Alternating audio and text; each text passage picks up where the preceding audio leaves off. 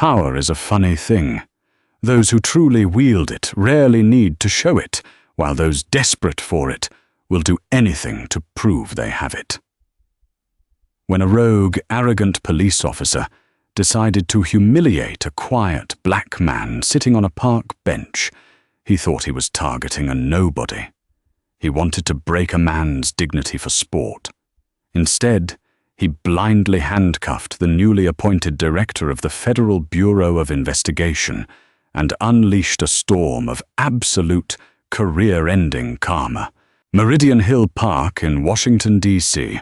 was a masterpiece of cascading fountains, aggregate concrete walls, and centuries-old oaks. On this particular crisp Tuesday in late October, the morning mist still clung to the meticulously manicured lawns. The park was mostly empty, save for a few dedicated joggers and early commuters. Sitting on a weathered wooden bench near the Joan of Arc statue was Arthur Pendleton. At 58 years old, Arthur was a man who appreciated the rare commodity of silence.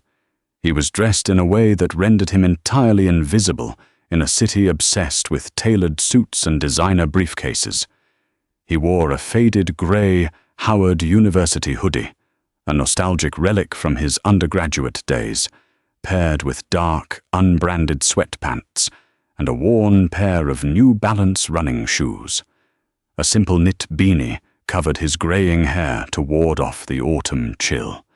He held a steaming paper cup of black coffee from a corner bodega in one hand, while the other turned the pages of a folded Washington Post. To anyone walking by, Arthur looked like a retired school teacher, or perhaps a local grandfather enjoying a peaceful morning away from a bustling household. He looked like an ordinary, unassuming black man. He was, in reality, the newly confirmed director of the Federal Bureau of Investigation. Just 3 weeks prior, Arthur had survived a grueling Senate confirmation hearing. Before taking the top seat at the Hoover Building, he had spent 2 decades as a ruthless, brilliant federal prosecutor, followed by 12 years as an appellate court judge. Known for his razor-sharp intellect and unwavering commitment to constitutional law, he commanded an agency of over 35,000 employees and possessed a security clearance that granted him access to the nation's most closely guarded secrets. But Arthur hated the bubble of absolute power. He despised the suffocating security protocols that came with the directorship. For this one morning, he had brokered a compromise with his executive protection detail. He would get exactly 45 minutes of unaccompanied peace on a park bench, provided his security team could maintain a visual perimeter from their unmarked vehicles parked discreetly on 16th Street. Arthur took a sip of his coffee, savoring the bitter warmth, entirely unaware that a storm was brewing just 100 yards away. Cruising slowly along the eastern edge of the park was a Metropolitan Police Department cruiser. Behind the wheel sat Officer Bradley Mitchell. Mitchell was a 12-year veteran of the force, a man whose career was defined by a toxic cocktail of unchecked aggression, racial profiling, and a fragile ego that demanded constant validation.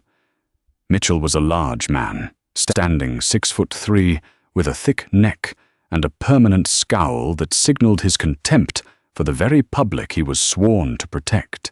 His personnel file at the precinct was a minefield of excessive force complaints and civilian grievances, all of which had been conveniently swept under the rug by a flawed internal review system and a benevolent police union.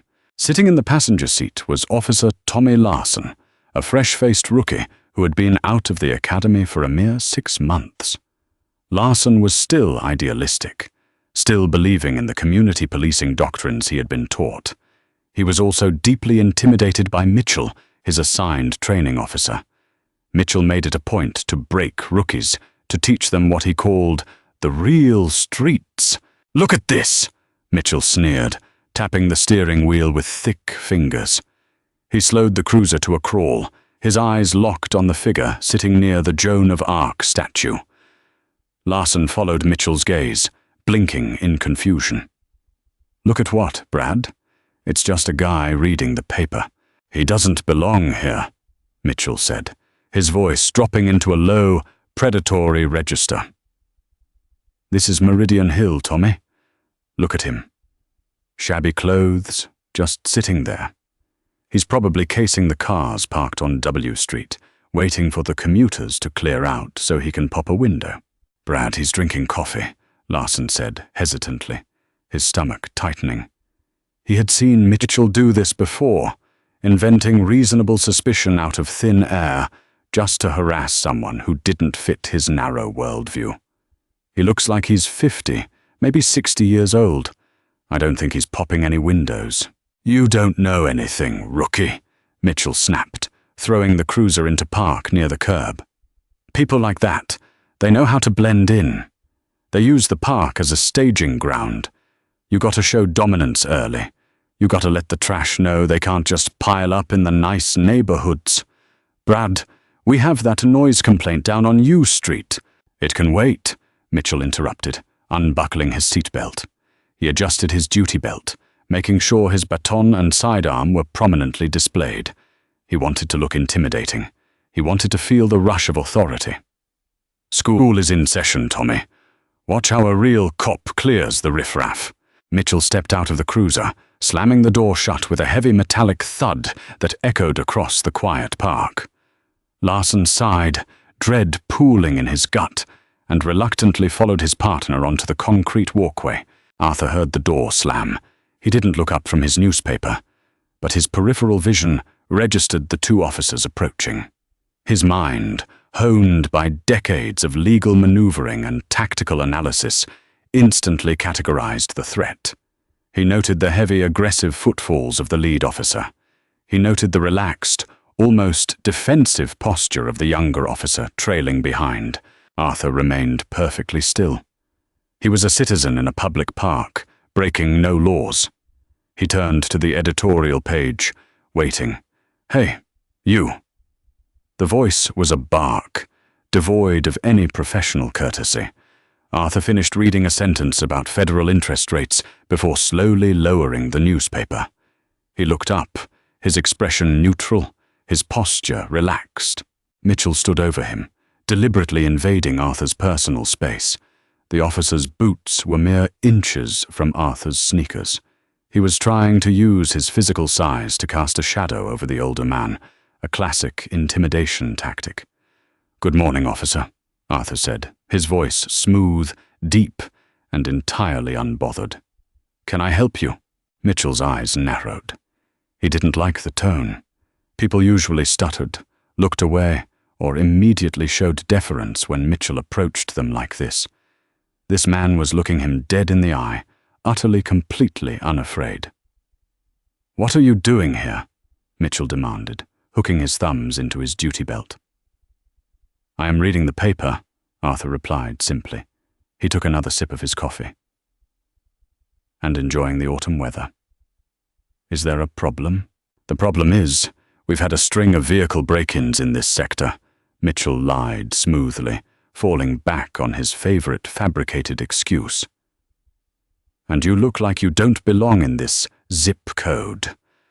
Let's see some ID." Larson stood a few paces back, shifting uncomfortably on his feet. "Brad, maybe we should just keep moving," he muttered softly. But Mitchell ignored him completely. Arthur folded his newspaper with deliberate slowness and placed it on the bench beside him. He did not reach for his pockets. As the director of the FBI, his identification was a heavy leather credential case holding a gold badge that would instantly vaporize this officer's ego. But the former federal judge in Arthur wanted to see exactly how far this constitutional violation would go. He wanted to see what the average citizen endured when no one was looking. "Officer," Arthur began, his tone remaining conversational, but carrying a sudden, undeniable weight. "Unless Washington, D.C. has enacted a stop and identify statute overnight, you need reasonable, articulable suspicion that I have committed, am committing, or am about to commit a crime to demand my identification. Sitting on a park bench with a coffee does not meet the threshold of Terry v. Ohio. Mitchell froze. The legal jargon hit him like a physical blow, not because he fully understood the case law, but because it was a direct challenge to his authority. His face flushed a dark, angry red. "Oh, we got a park bench lawyer here," Mitchell sneered, leaning in closer. His breath smelled of stale tobacco and spearmint gum. "You think you're smart, old man? You think throwing around big words is gonna save you? I asked for your ID, and that makes it a lawful order." "It is a request, officer," Arthur corrected him gently, almost like a professor instructing a slow student. "A request I am politely declining. I am not a suspect. I am a private citizen enjoying a public space. Now, if I am not being detained, I would like to return to my reading." Arthur reached for his newspaper. It was the tipping point. Mitchell's fragile ego shattered. The idea that this black man, dressed in a faded sweatshirt, was dismissing him as if he were a minor annoyance was completely intolerable. Mitchell's hand shot out. He slapped the newspaper out of Arthur's hand, sending the pages scattering across the damp grass. "Hey!" Larson stepped forward, his eyes wide. "Brad, back off! He's just sitting there!" "Shut your mouth, rookie!" Mitchell roared, pointing a furious finger at Larson. He turned his attention back to Arthur, his hand now resting menacingly on the grip of his taser. "You listen to me, you arrogant piece of trash. You don't tell me the law. I am the law out here. You are loitering, you are acting suspicious, and you are failing to comply with a lawful order. You're going to stand up, turn around, and put your hands behind your back, or things are going to get very, very painful for you." Arthur didn't flinch. He looked at the scattered pages of his newspaper on the ground, and then he looked back up at Mitchell. The warmth in Arthur's eyes was completely gone. It was replaced by the cold, calculating gaze of a man who had stared down cartel bosses and corrupt politicians without blinking. "Officer, I am going to give you one opportunity to walk away," Arthur said. His voice was no longer conversational. It was a command. It resonated with the authority of a man who held the power to federalize local police departments. "You are crossing a line from which you will not be able to return. I suggest you reconsider your next action very carefully." Mitchell laughed, a harsh, barking sound devoid of humor. "Are you threatening me? You're threatening a police officer. That's resisting arrest and terroristic threats. You just bought yourself a felony charge, old man." Mitchell lunged forward. Mitchell grabbed the front of Arthur's Howard University hoodie, twisting the fabric into his heavy fist, and violently yanked the 58-year-old man up from the bench. Arthur's coffee cup tumbled to the ground, splashing dark liquid across the concrete and onto Arthur's sneakers. Arthur allowed himself to be pulled to his feet. He offered no physical resistance, knowing that any struggle would only fuel Mitchell's fabricated narrative. But internally, the clock had started. 15 seconds, Arthur thought. From his vantage point on 16th Street, Special Agent in Charge Robert Hayes, head of the Director's Protective Detail, was currently watching through the tinted window of an unmarked Chevrolet Tahoe. Hayes had a direct line of sight. Protocol dictated that if the director was physically touched by a hostile entity, the detail had mere seconds to collapse the perimeter. "Turn around!" Mitchell screamed, spinning Arthur roughly and slamming him chest first into the cold stone of the Joan of Arc monument's base. The impact knocked the wind out of Arthur, but he bit his lip, remaining entirely silent. Mitchell unclipped his handcuffs, the metallic rattling sound harsh in the quiet park. He grabbed Arthur's left wrist, pulling it violently behind his back, and clamped the steel cuff down so hard it instantly bit into Arthur's skin. "Brad, stop!" Larson yelled, stepping up and grabbing Mitchell's shoulder. The young officer was pale, terrified of what he was witnessing. "He hasn't done anything. You're going to get us fired, man. Get your hands off me, Tommy." Mitchell shoved the rookie backward with his free hand. "This suspect is resisting. Call it in."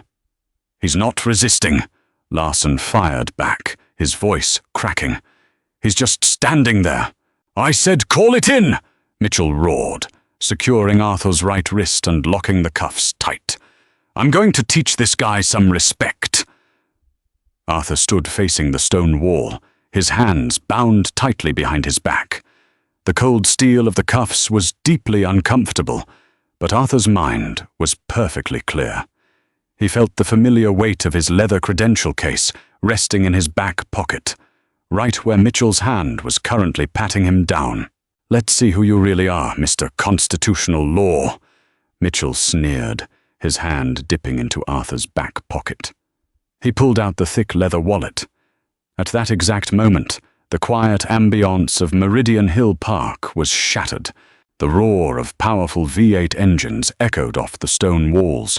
3 massive black Chevrolet Tahoes jumped the curb simultaneously. They drove straight across the manicured grass, tearing up the turf, and skidded to a violent halt in a tight semicircle directly behind Mitchell and Larson, completely blocking their police cruiser. Larson yelped and jumped back, his hand flying to his sidearm. Mitchell froze, the leather wallet still in his hand, his eyes wide as he stared at the imposing, armored SUVs that had just materialized out of thin air. The doors of the Tahoes flew open in unison. 8 men and women, dressed in sharp, tailored suits and tactical windbreakers, poured out of the vehicles. They moved with terrifying, coordinated precision. They didn't shout. They didn't draw weapons, but their hands rested deliberately over the holsters on their belts. They formed a tight, impenetrable wall around the officers and Arthur. Leading the pack was Special Agent in Charge Robert Hayes. Hayes was a former Marine Recon sniper who had spent 20 years in the Bureau. He was 6'2", built like a bank vault, and possessed a stare that could freeze boiling water. Mitchell's brain short-circuited. He looked at the tactical vests some of the agents wore over their suits. He saw the large, bold, yellow letters printed across their chests. FBI. "What the hell is this?" Mitchell stammered, his bravado instantly evaporating. He took a step back, holding his hands up slightly. "Hey, back off! I'm Metro PD. We're conducting a lawful arrest." Agent Hayes stepped forward, closing the distance until he was inches from Mitchell's face. He didn't look at Mitchell's eyes. He looked at the hands holding the leather wallet. "Step away from the director," Hayes said. His voice was dangerously quiet. The what?" Mitchell blinked, confused. "Director of what? This guy is a vagrant." Arthur turned around slowly, the steel cuffs still locked tightly on his wrists. He looked past Mitchell, locking eyes with his head of security. "I'm fine, Robert. The officer was just conducting an investigation." Hayes's jaw tightened. He looked at the handcuffs on his boss's wrists, and a vein pulsed visibly in his neck. He turned his terrifying gaze back to Mitchell. "Look at what you're holding in your hand, officer," Hayes commanded softly. Mitchell looked down at the leather wallet he had pulled from Arthur's pocket. His hands were suddenly trembling. With a flick of his thumb, he opened the bifold case. The morning sun caught the gold shield pinned inside. It wasn't a standard law enforcement badge. It was a heavy, ornate shield, deeply enameled with the seal of the United States. Below it was a platinum identification card bearing a photo of the man standing in front of him. The text read, "Arthur Pendleton, Director, Federal Bureau of Investigation." The blood drained from Bradley Mitchell's face so fast he actually swayed on his feet. The leather wallet slipped from his trembling fingers, hitting the concrete with a soft thud. He looked at the badge on the ground, then up at the ring of furious federal agents, then at his partner Larson, who looked like he was about to vomit. Finally, Mitchell's terrified eyes met Arthur's. Arthur stood tall, the crumpled Howard University hoodie doing nothing to diminish the absolute, terrifying aura of authority radiating from him. The man who had been a quiet victim mere moments ago had vanished, replaced by the most powerful law enforcement officer in the free world. Officer Bradley Mitchell. "Badge number 4409, Arthur said, his voice echoing in the sudden silence of the park. "You failed to articulate reasonable suspicion. You failed to issue a lawful command. You assaulted a citizen. You unlawfully detained him. And you did it all under the color of law, simply because you did not like the way I looked." Mitchell tried to speak. He opened his mouth, but only a desperate, dry, clicking sound came out. His knees were visibly shaking. Arthur stepped closer to the terrified cop. "Take these cuffs off me," Arthur whispered, "and then give Agent Hayes your badge and your gun." The silence in Meridian Hill Park was absolute, broken only by the low, rhythmic idling of the armored Chevrolet Tahoes. Officer Bradley Mitchell stared at the FBI director. The metallic clicking of his own handcuffs seemed to echo in his skull, mocking him. His hands, usually so heavy and prone to violence, shook violently as he reached out to unlock the steel bracelets, binding Arthur Pendleton's wrists. It took him 3 attempts to get the small universal key into the keyhole. When the cuffs finally clicked open, Arthur brought his arms forward, rubbing his wrists with a slow, deliberate grace. He didn't rub them because he was in pain. He did it to let the seconds drag out, allowing the crushing weight of the situation to suffocate Mitchell completely. "My badge? And my gun?"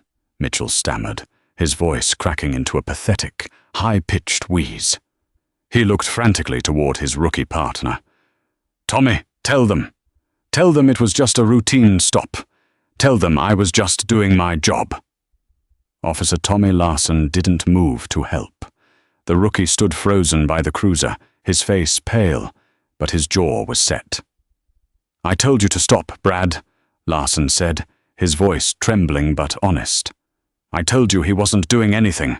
Agent Robert Hayes stepped forward, his massive frame completely eclipsing the sunlight. He didn't ask a second time.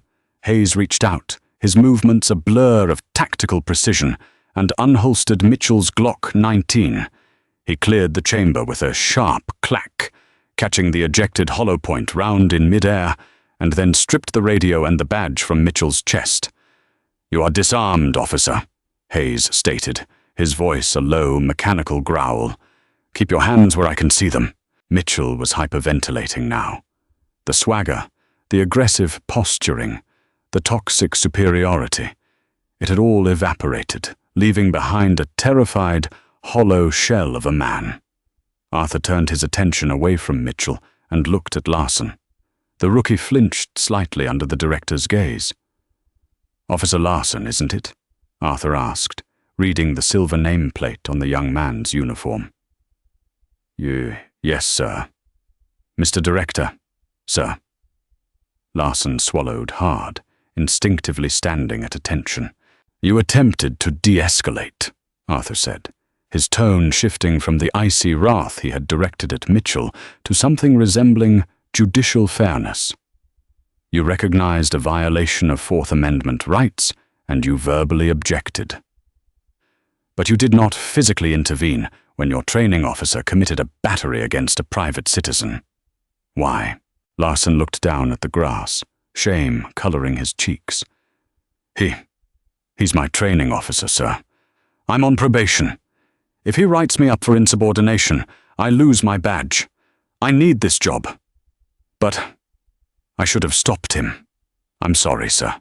Arthur studied the young man for a long moment. "Fear of retaliation is a powerful silencer, Officer Larson. But a badge is a shield for the public, not a sword for the corrupt. Remember this morning. Let it dictate the kind of law enforcement officer you become." Arthur turned to Agent Hayes. "Robert, I want you to secure this perimeter. Then I want you to get the chief of the Metropolitan Police Department on a secure line. Tell her I require the immediate presence of Captain Thomas Gregory of the 3rd District right here on this grass. Tell her if Gregory isn't here in 10 minutes, I will have the Department of Justice open a federal consent decree investigation into the entire precinct before lunch. Yes, Director, Hayes nodded, immediately lifting a satellite comms radio to his mouth. Mitchell fell to his knees. The damp grass soaked into his uniform trousers. He was a 12-year veteran, a man who had terrorized the streets of Washington, D.C. with absolute impunity. He had brutalized teenagers, planted evidence, and lied on sworn affidavits, always protected by the thin blue line and a corrupt union representative. Now he was kneeling in the dirt, his career dead, his freedom hanging by a thread. "Please," Mitchell begged, tears actually spilling over his eyelids. "Please, Director Pendleton, I have a family, I have a pension. I made a mistake. It was just a misunderstanding." Arthur looked down at the weeping man. There was no pity in his eyes. "You didn't make a mistake, Mitchell," Arthur said softly. "A mistake is misreading a license plate. A mistake is writing the wrong date on a citation. What you did today was a deliberate, calculated abuse of power. You targeted me because you thought I was weak. You thought I was voiceless. You thought I was just another black man you could humiliate for your own amusement." Arthur leaned down, his voice dropping to a whisper that only Mitchell could hear. "You picked the wrong man today. But I am thinking about all the men and women you picked on yesterday, and the year before that, the ones who didn't have a gold badge in their pocket to stop you." Less than 12 minutes later, a fleet of MPD cruisers with lights flashing silently tore up 16th Street, braking aggressively near the park entrance. Captain Thomas Gregory, a grizzled, red-faced man who usually ran the 3rd District with an iron fist and a blind eye to his officers' aggressive tactics, practically sprinted across the lawn. He was flanked by 2 internal affairs detectives. When Gregory saw the ring of federal agents, the disarmed Mitchell sobbing on the grass, and the director of the FBI standing calmly with a stained sweatshirt, the blood drained from his face. "Director Pendleton," Captain Gregory gasped, completely out of breath. "Sir, I was just briefed. I am incredibly sorry. I assure you, this does not represent the MPD. "Save the public relations speech, Captain," Arthur interrupted, his voice cutting through the crisp morning air like a scalpel.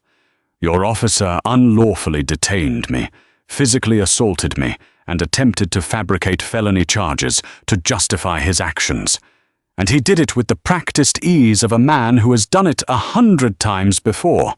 Gregory looked at Mitchell in disgust, then back to Arthur. "He's finished, sir. I'll have his badge permanently stripped today. We'll terminate him with cause. You have my word." "Termination?" Arthur raised a single eyebrow. "Captain Gregory, you misunderstand the gravity of this situation. Termination is an administrative action. What happened here today was a federal crime." Arthur turned to one of his agents. "Agent Miller, read Officer Mitchell his rights." Mitchell wailed aloud as a federal agent stepped forward, pulled out a fresh set of flex cuffs, and aggressively secured Mitchell's hands behind his back. "Bradley Mitchell," Agent Miller began, her voice devoid of emotion. "You are under arrest for violation of 18 U.S. Code, Section 242, deprivation of rights under color of law. You have the right to remain silent." As the Miranda rights were read, Arthur stepped closer to Captain Gregory. "I have ordered a full DOJ task force to seize all of Officer Mitchell's body camera footage, arrest reports, and use-of-force files for the past 12 years. We are not just burning his career, Captain. We are unearthing every single person he has falsely arrested, every citizen he has brutalized, and every lie he has written on official police letterhead." Gregory swallowed hard. "Director, a federal probe into the precinct, The union is going to go to war over this. Bob Keener, the union rep, he's going to fight this tooth and nail. It's going to be a media circus." "Let them fight," Arthur said coldly.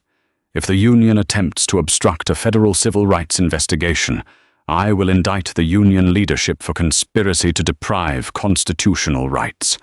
Clean your house, Captain Gregory, before I burn it down for you." By noon that day, Mitchell was sitting in a windowless interrogation room at the Washington field office.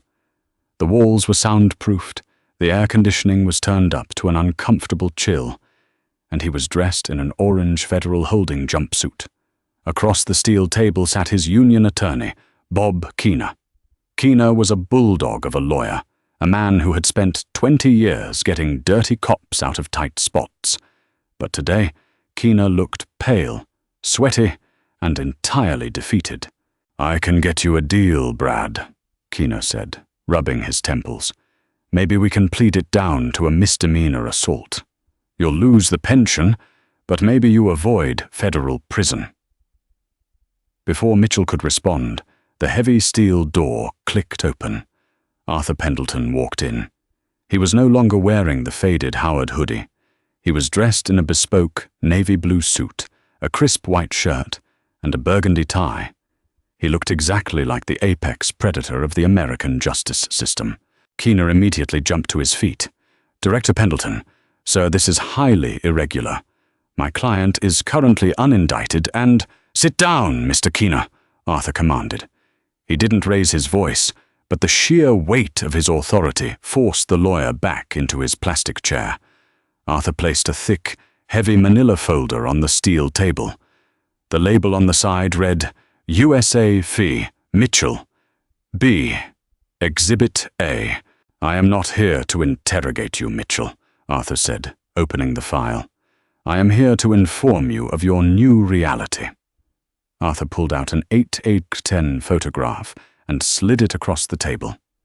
It showed a young, battered Hispanic man. "Hector Ramirez," Arthur said. 3 years ago. You arrested him for resisting arrest and assaulting an officer. He spent 6 months in Rikers because he couldn't afford bail. We pulled your deleted body cam footage from the MPD servers this morning. He never touched you. You beat him with a baton because he didn't speak English fast enough for your liking. Arthur slid another photo across the table. A young black teenager. Jamal Davis, 19 years old. You planted a bag of narcotics in his vehicle during a routine traffic stop on U Street because you needed to meet your felony quota for the month. He lost his college scholarship. Mitchell stared at the photos, his breathing ragged. The ghosts of his past, the people he had treated as garbage, the lives he had destroyed without a second thought, were staring back at him. "You thought you were the predator out there on the streets," Arthur said, leaning over the table until he was inches from Mitchell's terrified face. "You thought the badge made you untouchable. But you forgot one crucial thing about predators, Mitchell." Arthur tapped his finger hard against the gold FBI shield pinned to his belt. "There is always a bigger fish." The sheer volume of the evidence file, slammed onto the steel table, sounded like a gavel falling on a casket. Bob Keener, a union attorney who had built a lucrative career shielding bad cops from the consequences of their actions, slowly reached out and flipped open the manila folder. His eyes darted across the pages. There were signed affidavits from the DOJ Civil Rights Division. There were forensic data recovery logs from the FBI's Cyber Division detailing exactly when and how Mitchell had manually deleted his body camera footage. There were bank records, use of force timelines, and internal MPD emails that Mitchell thought had been erased years ago. Arthur Pendleton stood over the table, his impeccably tailored suit a stark contrast to Mitchell's orange federal jumpsuit. Arthur didn't yell. He didn't gloat. The absolute stillness of his demeanor was far more terrifying than any shouting match could ever be. "This is just Exhibit A, Mr. Keener," Arthur said, his voice smooth and cold. "The FBI has secured a grand jury subpoena for the entire Fraternal Order of Police Lodge's financial records. We are looking into the legal defense fund that seems to miraculously pay out quiet settlements to the victims of your officer's brutality before civil suits can be filed. We are investigating a pattern of RICO violations. Keena's face turned the color of wet ash. The Union slush fund was supposed to be completely hidden. The realization hit the lawyer like a freight train. Arthur Pendleton wasn't just taking down Bradley Mitchell. He was using Mitchell to gut the entire corrupt infrastructure that protected him.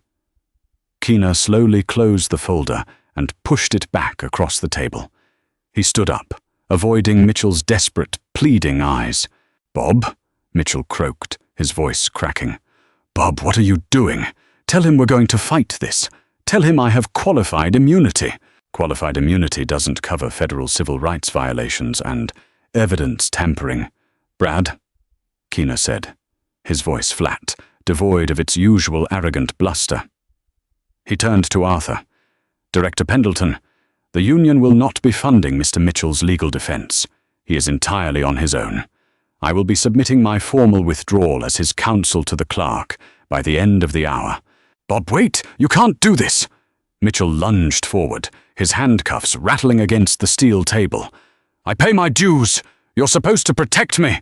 "I protect the Union, Brad," Keena snapped, his own panic finally breaking through. "You handcuffed the director of the FBI in a public park and tried to frame him for a felony. You didn't just step on a landmine. You dropped a nuclear bomb on the entire department. You are dead weight." Without another word, Keena practically sprinted out of the interrogation room, the heavy steel door shutting behind him with a final, echoing clang. Mitchell collapsed back into his plastic chair, his broad shoulders heaving as he sobbed. The impenetrable armor of his badge, his gun, and his Union had been entirely stripped away in less than 3 hours. But the karma was only just beginning.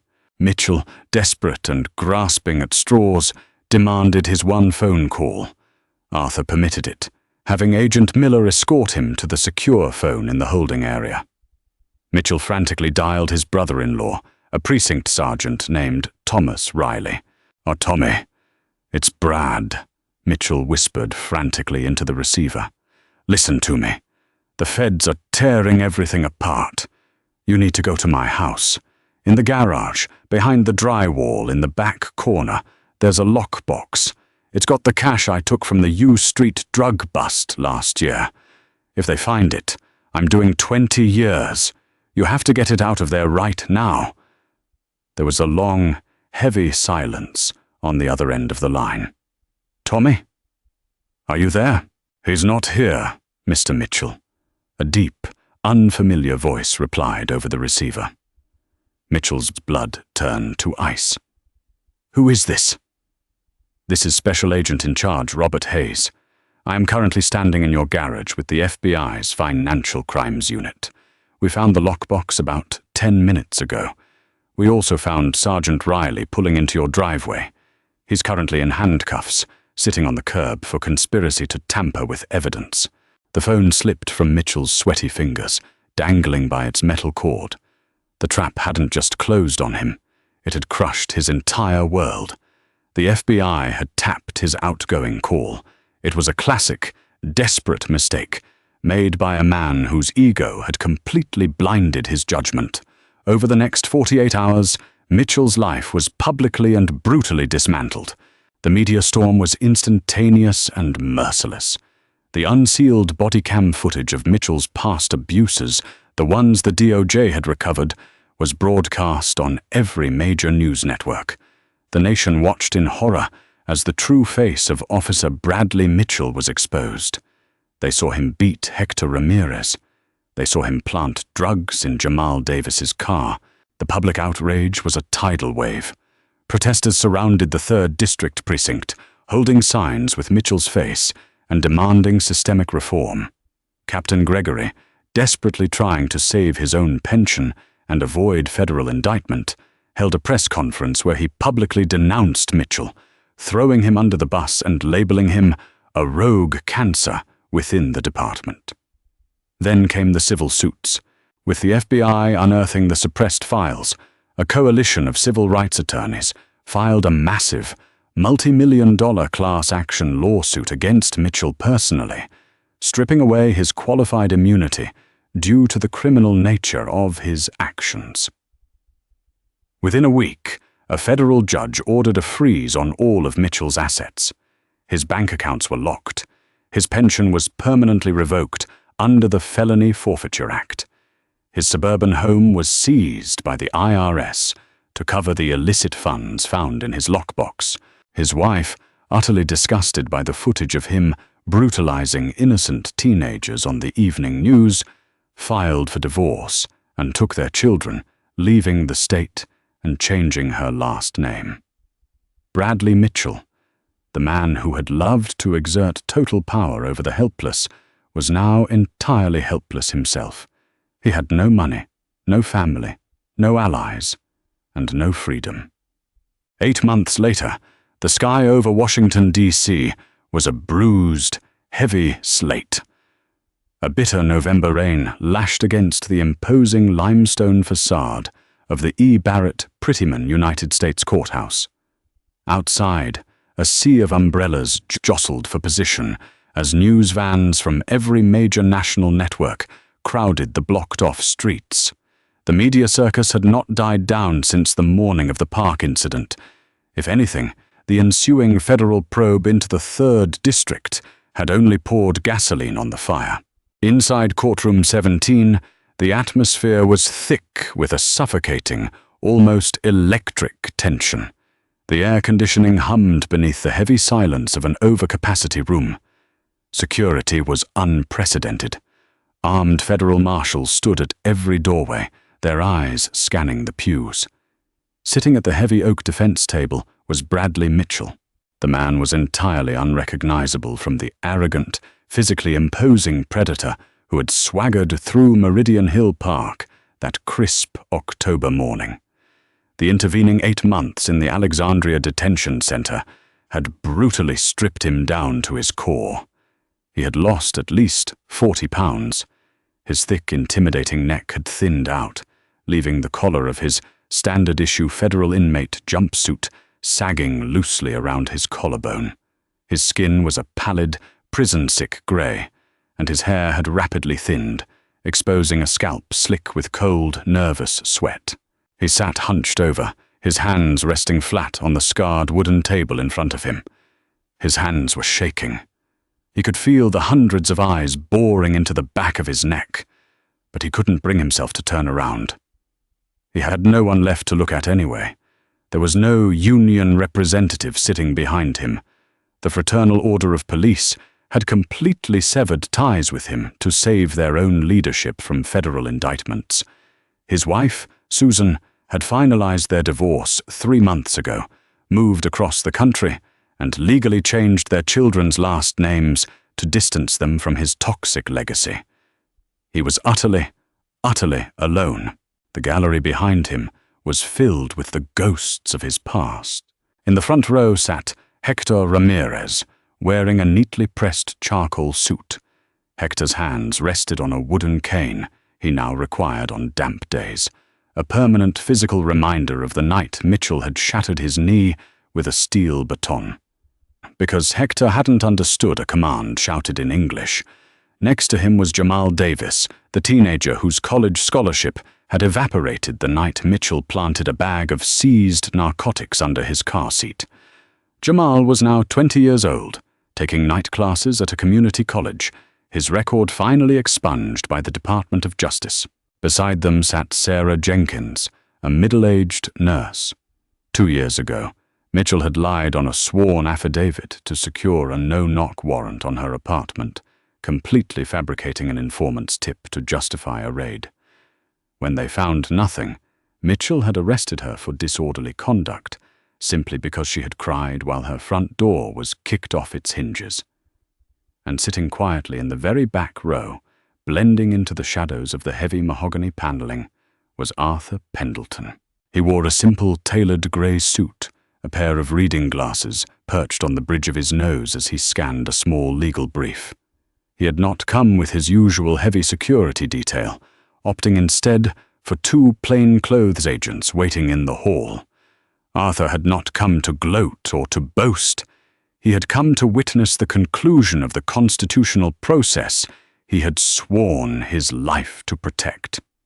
He was there to ensure that the scales of justice, so violently unbalanced by men like Mitchell, were finally set right. "All rise," the bailiff's voice boomed, shattering the tense silence. The Honorable Judge Christopher Cooper swept into the room, his black robes billowing slightly as he took the stairs to the high bench. Judge Cooper was a stern, brilliant jurist, famous in the D.C. circuit for his absolute zero-tolerance policy regarding public corruption and civil rights abuses. He adjusted his glasses, opened the thick sentencing binder in front of him, and looked down at the defense table. The sheer contempt in the judge's eyes made Mitchell flinch physically. "Be seated," Judge Cooper commanded. The wooden pews groaned as the gallery sat down in unison. "Mr. Mitchell," Judge Cooper began, his voice deep and echoing off the wood-paneled walls. "Over the past 2 weeks of this sentencing phase, this court has reviewed over 400 hours of recovered body camera footage. We have read through 62 separate witness testimonies. We have reviewed the extensive, deeply disturbing files presented by the prosecution regarding your tenure at the Metropolitan Police Department. I have sat on this federal bench for 22 years, and I have presided over cases involving cartel enforcers, domestic terrorists, and organized crime syndicates. Yet I have rarely seen a case of such prolonged, malignant, and cowardly abuse of authority as yours." Mitchell trembled. He stood up slowly, gripping the edge of the defense table so hard his knuckles turned white. His court-appointed public defender stood silently beside him. "Your Honor," Mitchell croaked, his voice cracking into a pathetic, high-pitched wheeze. I am deeply sorry for my actions. I was under immense pressure. The streets change you. I only wanted to maintain order. I made terrible mistakes in the heat of the moment. Do not insult the intelligence of this court by playing the victim, Mr. Mitchell," Judge Cooper interrupted, his voice cracking like a whip. "The streets were not dangerous for you. You were the danger on the streets. You did not make mistakes in the heat of the moment. Misreading a license plate is a mistake. What you did was a calculated, deliberate pattern of predatory behavior. You hid behind a badge, a uniform, and a corrupt union to feed a sadistic, fragile ego. You needed to humiliate and destroy citizens who lacked the power to fight back, simply to make yourself feel large." Judge Cooper looked out at the gallery, making direct eye contact with Hector Ramirez, Jamal Davis, and Sarah Jenkins. "The fundamental bedrock of our American society relies on the public's trust in law enforcement," the judge continued, his tone softening slightly as he addressed the victims. "When an officer decides that the Constitution is merely a suggestion and that his badge grants him the right to act as judge, jury, and executioner, the entire system is poisoned. You, Mr. Mitchell, targeted people based on their race, their socio-economic status, and their perceived vulnerability. You thought they were invisible. You thought they didn't matter. You stole their freedom, their health, and their dignity." Judge Cooper's gaze shifted to the back of the room, resting momentarily on the quiet figure of Arthur Pendleton. Arthur offered a slow, almost imperceptible nod, but the arrogance of power is ultimately its own undoing, Judge Cooper said, looking back down at Mitchell. "You made a fatal miscalculation on a Tuesday morning in Meridian Hill Park. You attempted to brutalize a man who possessed the power to shine a blinding light into the darkness you had built. In your blind arrogance, in your desperate need to humiliate a man reading a newspaper, you finally triggered the avalanche that brought justice to the dozens of citizens you wronged." Mitchell closed his eyes tightly. Hot tears squeezed through his lids, leaking down his hollow cheeks and dripping onto the collar of his jumpsuit. There was no defiance left in him. There was only the crushing, suffocating weight of absolute ruin. Bradley Mitchell, Judge Cooper read from the final sentencing document, his voice carrying the terrifying finality of a falling blade. On the federal charges of deprivation of rights under color of law, pursuant to 18 U.S.C. Section 242, on the charges of obstruction of justice for the deliberate destruction of evidence, pursuant to 18 U.S.C. Section 1519, and on multiple counts of federal civil rights violations. The courtroom held its collective breath. Hector Ramirez gripped the handle of his cane until his hand shook. I sentence you to a term of 240 months, 20 years, in a maximum security federal penitentiary. This sentence is to be served consecutively, without the possibility of early release or parole. Furthermore, I am signing the federal forfeiture orders. Your pension is revoked. Your assets are seized to be distributed to a victim compensation fund. You are remanded immediately to the custody of the United States Marshals Service. The gavel slammed down with a resounding crack. The tension in the gallery instantly broke. Hector Ramirez let out a quiet, shuddering sob of relief, burying his face in his hands as Sarah Jenkins wrapped an arm around his shoulder. Jamal Davis looked up at the ceiling and smiled, tears streaming down his face, a massive weight finally lifting off his young shoulders. Two federal marshals immediately stepped forward, grabbing Mitchell firmly by his upper arms. Mitchell didn't fight them. His legs buckled entirely, going limp like a puppet with cut strings. The marshals practically had to drag him, his rubber-soled shoes squeaking against the polished hardwood floor, toward the heavy side door that led to the subterranean holding cells. As he was being pulled into the shadows, Mitchell forced himself to look over his shoulder one last time. He scanned the gallery, his desperate eyes seeking out the man who had destroyed his reign of terror.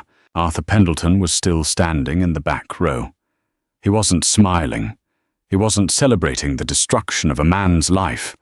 He simply watched with cold, analytical, and unwavering eyes as the heavy steel door slammed shut, locking Bradley Mitchell away in a concrete box, erasing him entirely from the world of power he had once so desperately abused. 2 weeks later, the bitter November rain had given way to a crisp, bright winter morning in Washington, D.C. Meridian Hill Park was quiet and mostly empty.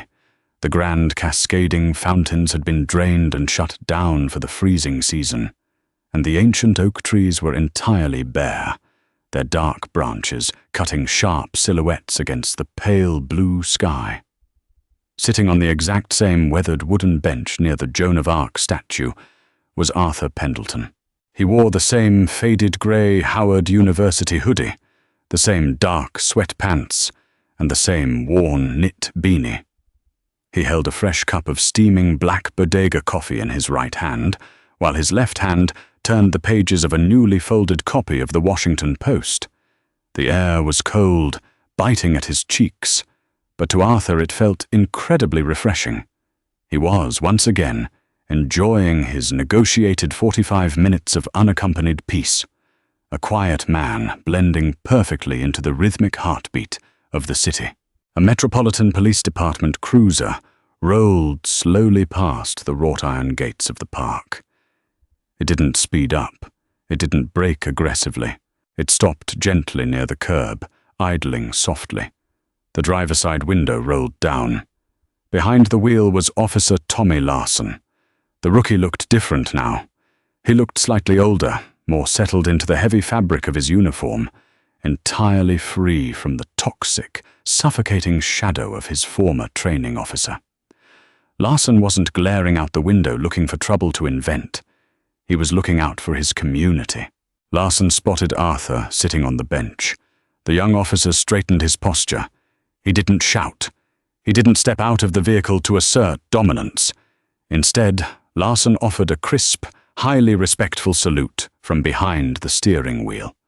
a silent, profound acknowledgement of the massive shift in the universe, of the vital lesson learned in blood, steel, and consequence. Arthur lowered his newspaper. He looked at the young officer for a long moment, seeing the potential for what law enforcement was truly meant to be. Arthur raised his paper coffee cup in a quiet, solemn return gesture. Larson smiled. A genuine expression of relief and respect, rolled his window up, and gently pressed the accelerator, continuing his patrol to protect the citizens of the capital with the honor they deserved. Arthur Pendleton took a slow sip of his black coffee, turned back to the editorial page, and finally enjoyed his morning in absolute, undisturbed peace. Power, after all, is a funny thing. When wielded by those who truly respect it, it doesn't need to roar, threaten, or destroy. It merely balances the scales in total, undeniable silence. The line between authority and tyranny is razor thin, and as Officer Mitchell learned, karma always collects its debts. No badge, uniform, or title gives anyone the right to strip a human being of their dignity, because you never truly know who you're messing with until the trap closes. If this dramatic real-life story of justice, poetic revenge, and ultimate karma kept you on the edge of your seat, please hit that like button, share this video to remind others that true power is silent, and don't forget to subscribe for more incredible stories. Let us know in the comments, what would you have done if you were in the rookie's shoes?